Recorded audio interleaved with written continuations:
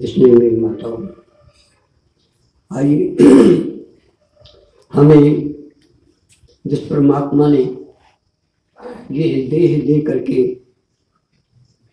बहुत ही बड़ा उपकार किया है, गोस्वामी जी कहते हैं कोटो मुख कही जात न प्रभु के एक एक उपकार। करोड़ों मुख होते तो मैं जिस परमात्मा ने हमको ये जन्म दिया है, इस संसार में आने का मौका दिया है, करोड़ों एक मुख तो ठीक ही है, यदि करोड़ों मुख होते और हम उसके उपकार का गायन करते तो नहीं कर सकते थे। इसी तरह से एक दूसरे संत हुए हैं, आप सब लोग परिचित हैं, सूरदास जी। वो कहते हैं, हे प्रभु, आपने मुझे क्या नहीं दिया, और ये नियम है कि जब हम किसी का कुछ लेते हैं, यहाँ तक कि हम नमक खाते हैं, तो उसको हमारा फर्ज ये होता है कि हमने जिसका नमक खाया है उसको हम कुछ न कुछ बदले में देना होता है। सूरदास जी कहते हैं, भगवान मैं ऐसा कामी, ऐसा कुटिल, जिस पर आपने इतनी बड़ी कृपा की है, और मैं नमक जिसका हमने खाया है उसको हम हलाल न करें, तो कहते हैं मेरे बराबर कोई हरामी नहीं होगा। आइए इसी बात को लेकर के कहते हैं, मौसम कौन कुटिल खले काम। संसार में कामी तो बहुत होते हैं, लेकिन यहाँ तक कि गोस्वामी जी भी बहुत कामी थे, और हम आप भी सब काम से बने हुए हैं, काम का होना स्वाभाविक है। लेकिन सूरदास जी कहते हैं कि संसार में जितने भी कामी हैं, सबसे बड़ा कामी मैं, मेरे बराबर काम में आसक्त कोई नहीं होगा। जिसने अपनी आंखों को फोड़ दिया काम के कारण, वो देखना नहीं चाहते इस संसार को, क्योंकि देखने से काम जागृत हो जाता है। तो कहते हैं लोग, मैं अपनी आंखों को ही आज समाप्त करता हूं, क्योंकि मेरे अंदर काम न जगे। लिखते हैं, मौसम कौन कुटिल खल कामी, अरे जो तन दियो ताहि बिसुरायो। ये है सबसे बड़ा हरामीपन। जिसने हमको नमक खिलाया उसका हम हलाल न करें। सूरदास जी कहते हैं, मेरे समान जिसने परमात्मा ने मौसम कौन कुटिल खल कामी, जो तन दियो ताहि बिसुरायो। सबसे बड़ा हरामीपन ये है कि जिसका हमने नमक खाया उसको हम भुला दें। फिर जिसने इतना बड़ा सब कुछ वैभव हमारे लिए देना तो बात अलग है, वो बराबर दिए जा रहा है। एक क्षण भी हमारी यदि श्वास को रोक ले, वो अपनी हवा न दे, तो बताओ क्या हमारा जीवन रह सकता है? बराबर दिए जा रहा है, दिया है और दे रहा है और देता रहेगा। लेकिन हम आप इतने हरामी हैं कि जो सब कुछ दे रहा है उसको हम बिसराए हैं आइए हम क्या दे सकते हैं, लेकिन उसका याद तो कर ही सकते हैं, सुमरन तो कर ही सकते हैं, उसका नाम तो ले ही सकते हैं। आइए बंधुओं, सबसे प्रार्थना है कि जिस परमात्मा ने हमें सब कुछ दिया, आइए हम आप ब्रह्म मेला में सर्वप्रथम उसका नाम लेकर के और हम अपने ऋण को चुकाने का प्रयास करें। सभी लोग मिलकर के एक बार, अनेक बार नहीं, लेकिन एक बार। क्यों? इसलिए कि ये मालूम होगा एक बार लेने से कि हमारे अंदर कुछ है, और यदि एक बार भी नहीं लेते तो इसका मतलब ये है कि हमारा जीवन राम राम सत्य हो गया। आइए बंधु, ऐसी कोई बात नहीं है, हम आपको भगवान ने सब कुछ दे रहा है। आइए हम आप जो है उसका स्मरण करें और अपने नमक को कुछ भगवान का नहीं कर सकते तो एक बार स्मरण अवश्य करें। श्री राम जय राम जय जय राम, राम जय राम जय जय राम, हम श्री राम जय राम जय जय राम, श्री राम जय राम जय जय राम। गुरुदेव नमः, गुरुदेव नमः, गुरुदेव नमः, गुरुदेव नमः, गुरुदेव सहारा बन जाओ, गुरुदेव सहारा बन जाओ, ओ भगवान हमारी आ जाओ, भगवान हमारे आ जाओ। ओ घटु भीतर घोर अंधेरा है, घट भीतर घोर अंधेरा है, गुरुदेव उजाला कर जाओ, गुरुदेव उजाला कर जाओ। ओ हम आए शरण तुम्हारी है, हम आए शरण तुम्हारी है, भगवान सहारा बन जाओ, भगवान सहारा बन जाओ। गुरुदेव नमः, गुरुदेव नमः, गुरुदेव नमः, गुरुदेव नमः।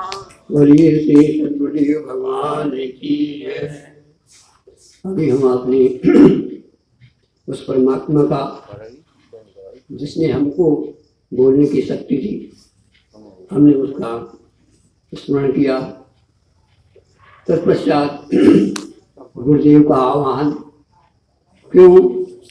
इसलिए कि गुरु गोविंद दो खड़े, काफी लागो पान, और बलिहारी गुरु आपने गोविंद जी को लिखा है। हमारा लक्ष्य पूरा होता है कब? जब गुरुदेव हमें परमात्मा को लगाते। इसलिए हम आपने गुरुदेव को विनम्र किया। आइए आगे चले। अभी हम आपने इस संसार में आ तो गए, और कैसे आए, क्यों आए, और इसके बाद हमें कहाँ जाना है, ये एक विचारणीय विषय है। और यहाँ आकर के हम बन जाएं, ये मानवता नहीं है। आइए बंधुओं, एक मानस की चौपाई पर हम आज चिंतन करने जा रहे हैं, और वो आप सब लोग जानते हैं। यद्यपि सुंदरकांड अभी डॉक्टर साहब के यहाँ कल हुआ, और नित्य प्रति यहाँ भी सुंदरकांड चल रहा है मंगलवार शनिवार को। हमको भी कुछ मौका मिल जाता है कभी कभी प्रभु कृपा से। उसी में आज एक चिंतन हुआ कि देखो, हम जिस सुंदर कहानी को पाठ करते हैं, अध्ययन करते हैं, हनुमान चालीसा का नित्य प्रति हम सब पाठ करते हैं, और उसमें है क्या है, एक चौपाई आती है हनुमान चालीसा में, जो 7 बार पाठ कर कोई और छूटे बंदी महासुख हुई। 100 बार 7 बार कई इसके अर्थ हो सकते हैं, फिर भी आप अपनी अपनी बुद्धि से लगा लें। जो 7 बार पाठ कर कोई या जोई और छूटे बंद, उसके बंधन छूट जाते और वो मुक्त हो जाता है। और हम आप सब बंधे हुए हैं। हमें सुंदरकांड का या हनुमान चालीसा का पाठ क्यों करते हैं? इसलिए कि जो हमारे बंधन है उससे हमें मुक्ति हो जाए, और हम आप सब मुक्ति चाहते हैं। तो कहते हैं जो 7 बार पाठ कर जोई और छूटे बंद महासुख। तो एक बार क्या हुआ कि भगवान शंकर अपनी भार्या को भगवान की कथा सुना रहे हैं। उसमें एक बंधन वाला एक सब समय आ गया, टॉपिक आ गया, विषय आ गया। तो महारानी को थोड़ी शंका हो गई, क्या बात थी? विचार करें। हनुमान जी के जिनके नाम से या जिनके दूत हैं उनके परमात्मा का नाम लेने से हम आप छूट जाते हैं और वही बंधन में आ जाए। कहते हैं ब्रह्म अर्थ से सांधा कप मन की विचार, और उस ब्रह्म बाण में वो बन गए और हम आप उनका नाम लेकर के छूट जाते हैं। तो भगवान शंकर कहते हैं पार्वती शंका न करो, बांधना बन जाना में थोड़ा सा अंतर है। क्यों वो बंधे? इसलिए बंधे कि बंधन से 2 बातें होती थी उनको। एक तो मर्यादा नष्ट होती थी ब्रह्मांड की, यदि वो न बनते, यद्यपि कोई जरूरी नहीं था, वो तोड़ देते, शक्ति थी उनको, तो मर्यादा नष्ट होती है। क्यों? कि जिसके लिए जो बना है उसको तोड़ दिया जाए तो उसकी कोई कीमत नहीं होती। एक बात ये थी। दूसरी बात ये थी कि जैसे गो आंदोलन चला, हमारे नेता लोग, बहुत से लोग बांधे नहीं गए बल्कि स्वयं बंध गए, जेल भरे, बांधो हाँ भाई हम जेल ले चलो। कारण क्या था? कि हमें देश को स्वतंत्र करना था, इसलिए वो बांधे नहीं गए बल्कि बंध गए। इसी तरह से हनुमान जी बंधे नहीं थे, वो स्वयं भगवान के कार्य के लिए बंधन में हो करके और वो भगवान का काम करने के लिए चल दिए। आइए बंधु, क्या नाम क्या चाहते हैं? ठीक इसी तरह से हम आप भी बने हुए हैं और कैसे छूटे इस पर आज विचार करेंगे। यह आज हमारा विषय है। कहते हैं मानस की एक चौपाई आती है इस संदर्भ में, ईश्वर अंश। जरा पहले आप अपने को समझें कि आप क्या हो और क्या हो गए बंधन के कारण। ईश्वर अंश जीव अविनाशी। क्या है आप? देह नहीं है, देह में रहने वाले, इसको चलाने वाले, इसमें बैठ करके सुनने वाले, इसमें बैठ करके देखने वाले, इसमें बैठकर चलने वाले क्या हो तुम?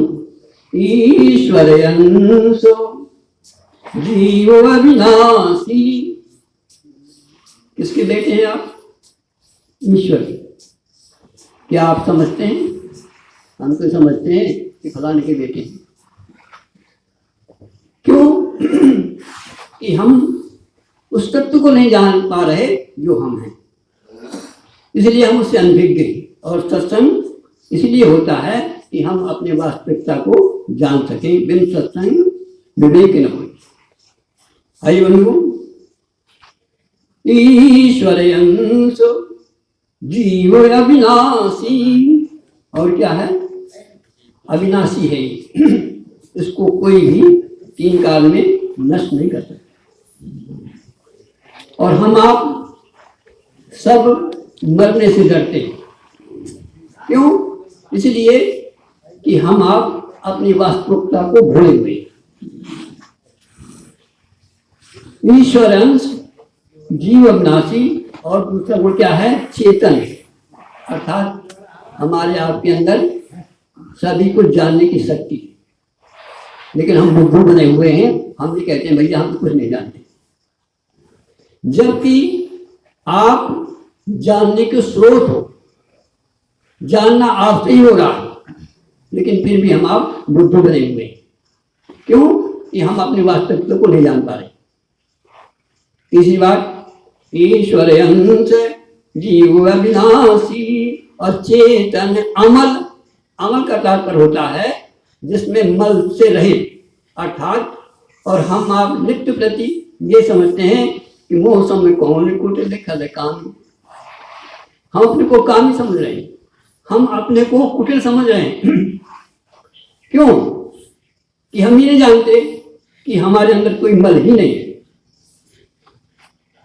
और आगे चलें, ईश्वर अंश जीव अविनाशी, चेतन अमल और सहज सुख राशि।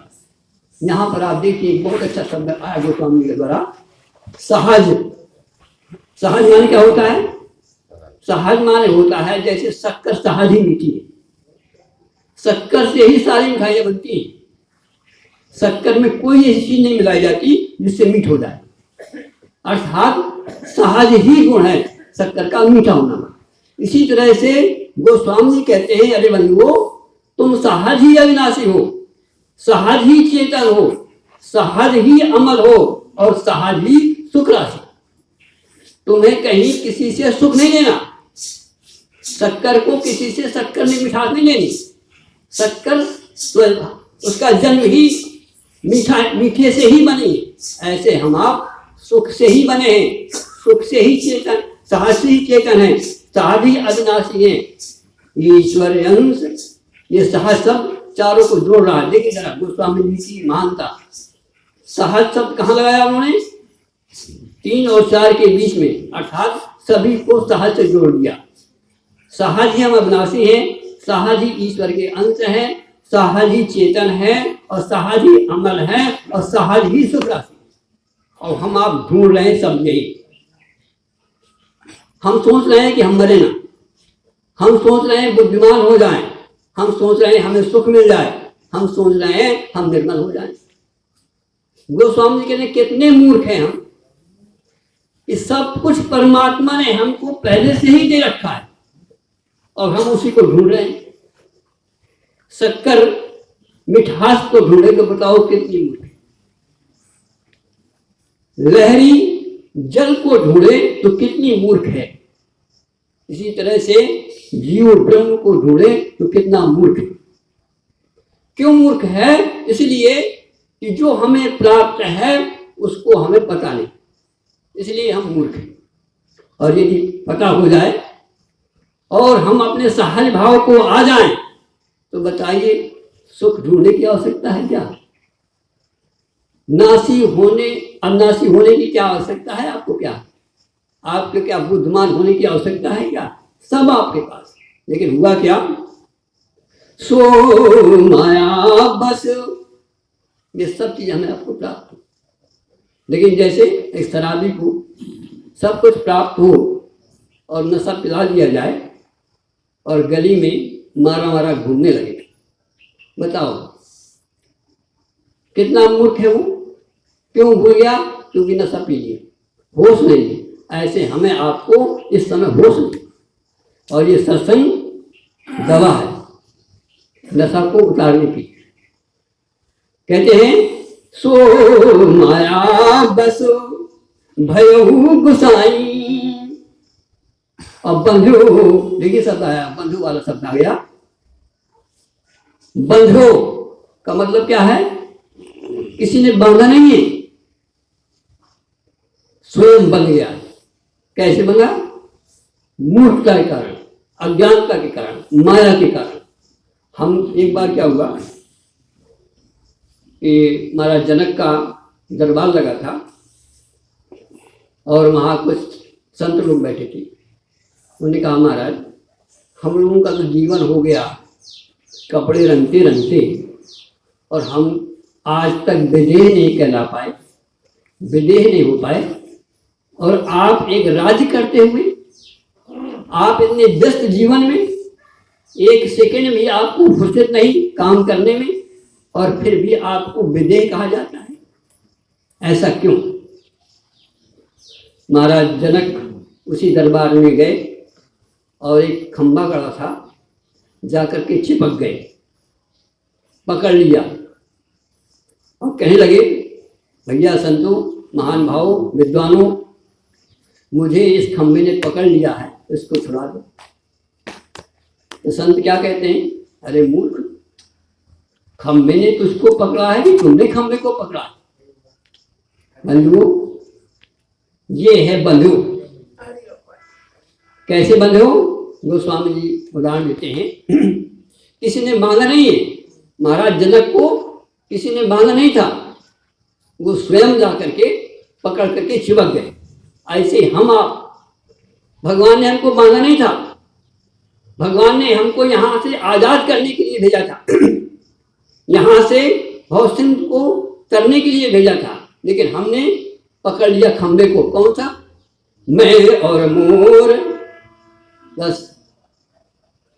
सो माया बस भयहु गुसाई। कैसे? बंधु तीर मरकट की नाई। यहाँ दो उदाहरणों से गोस्वामी समझा रहे हैं,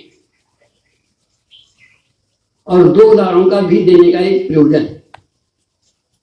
बंधु कीर, कीर माने होता है तोता, पहला उदाहरण कीर का था, और दूसरा होता है मरकट। मरकट कहते हैं बंदर को। देखिए गोस्वामी का एक एक शब्द कहाँ पर प्रयोग कर रहे हैं, कैसे प्रयोग कर रहे हैं, बहुत महान लगता है। पहले कीर लिखा उन्होंने, तो आइए जरा कीर कहते हैं तोते को। तो तोता कैसे फंसता है, जरा इस पर विचार करें। हम आप कैसे फंसे हैं? जैसे तोता फंसता है और फिर दोबारा फंसते हैं मरकट की तरह। बंदर कैसे फंसता है, विचार करें। तोते को जब फांसा जाता है या फंसता है, कैसे फंसता है? उसको कोई बांधता नहीं, कोई फांसता नहीं है, लेकिन वो अपनी मूर्खता से गर्री को पकड़ लेता है। शिकारी क्या होता है कि वहां पर दाने डाल देता है और एक गर्री रख देता है, लगा देता है गर्री। तोता घूमता है, देखता है यहाँ कोई है तो नहीं, अब वो चुपचाप बैठा हुआ है शिकारी पकड़ने के लिए। तो तोता पहले सीधा चने नहीं उठाता, दाने नहीं उठाता, पहले आकर के गर्री में बैठता है, देख रहा है दाने पड़े मुझे लेना है, लेकिन पहला विश्राम आकर के ऊपर से आता है, तो पहले वो गर्री में बैठता है। और जैसे ही गर्री में बैठा और गर्री घूम गई, बस पकड़ गया। उसने सोचा मुझे शिकारी ने पकड़ लिया, नीचे गिरता है, भय खाता है, और जैसे भय खाता है तो पकड़ के बस लटक जाता है। किसी ने बांधा नहीं, लालच था दानों का, बैठा गर्री में, गर्री घूमी, शिकारी आया और पकड़ा, झीक लिया, मुट्ठी में आ गया। ठीक इसी तरह से जब हम इस संसार में आए तो सबसे पहले कहाँ बैठे? पहले माँ के पेट में। और जब समय आया निकलने का, अब कैसे छूटे? कहते हैं जब बच्चा पैदा होता है तो उसकी मुट्ठी बंधी होती है। विचार किया कभी मुट्ठी क्यों बंधी होती है? इसलिए बंधी होती है कि जैसे तोता की मुट्ठी बन जाती है गर्री पकड़ने से, क्योंकि वो गिर रहा है, तो ऐसे ही बच्चा जब बाहर आता है तो वो सोचता है कि मैं गिर रहा हूं, बस घबराता है, बाहर निकलने में घबराता है कि पता नहीं मैं इतने सुख से, इतने आराम से सब दुनिया से बाहर स्वतंत्र रूप से माँ के गर्भ में आराम कर रहा था, और आज मेरा ये संसार जा रहा है और मुझे कोई बाहर फेंक रहा है, तो उस भय से वो जो है जकड़ लेता है माँ को। अब वहां पकड़ने के कुछ है नहीं, तो मुट्ठी ही उसकी बन जाती है। आपने देखा होगा बच्चा जब निकलता है तो मुट्ठी बनी हुई होती है, क्योंकि उसके अंदर भय होता है। तोता जब उससे निकाला जाता है तब भी उसके हाथ बंधे होते हैं कि फिर वो पकड़ने का सोचता है कि पकड़ लूं मैं, इससे जो है मेरा छूटे नहीं।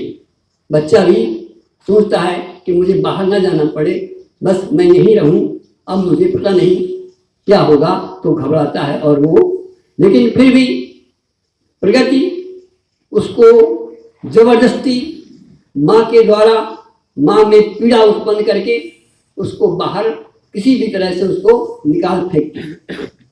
और हमारा आपका आगमन इस संसार में परमात्मा के द्वारा, हम उस संसार से जिसमें हम 9 माह बिताते हैं उससे हम खींच करके बाहर निकल आते हैं। वहां से हम मुक्ति हो गई और इस संसार में आ गए। अब क्या होता है? अब इस संसार में आकर के हम कैसे बंधे थे और कैसे आए, आपने सुना। अब दूसरा बंधन हमारा कैसे होता है? कहते हैं दूसरा बंधन होता है मरकट की तरह। अब विचार करें, मरकट को कैसे बांधा जाता है, कैसे बनता है?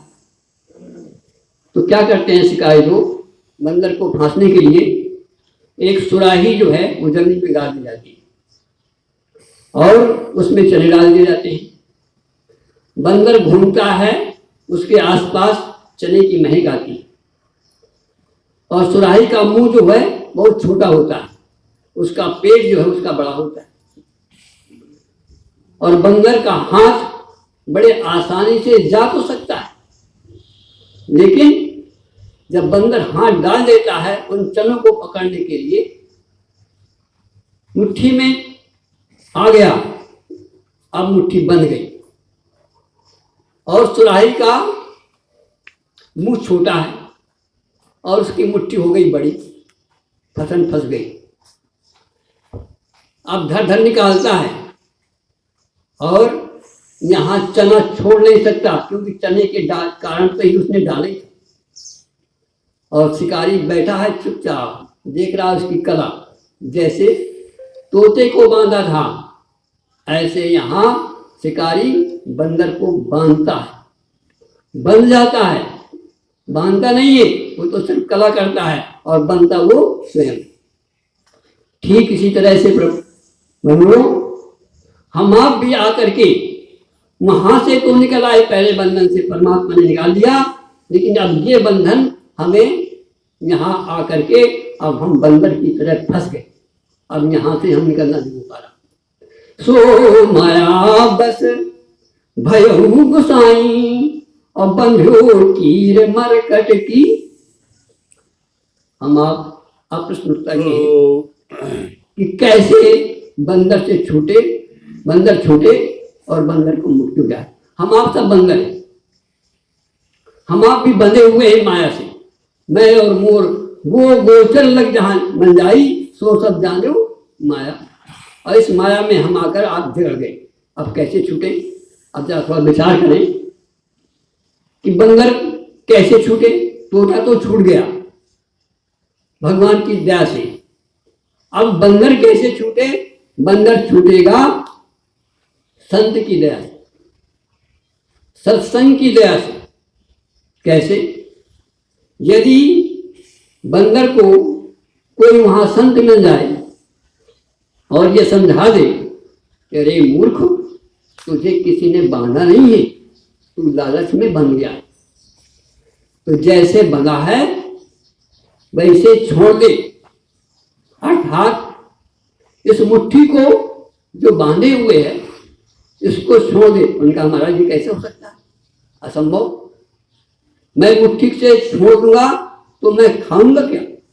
मेरा जीवन कैसे रहेगा? उन्होंने कहा बस मूर्ख, अच्छा ठीक है, न छोड़ दो। एक काम कर, 1 सेकंड के लिए तू भगवान का नाम ले और देख कमाल।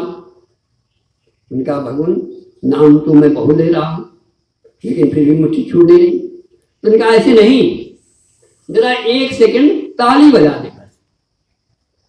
आप अभी हमारे डॉक्टर साहब जो हैं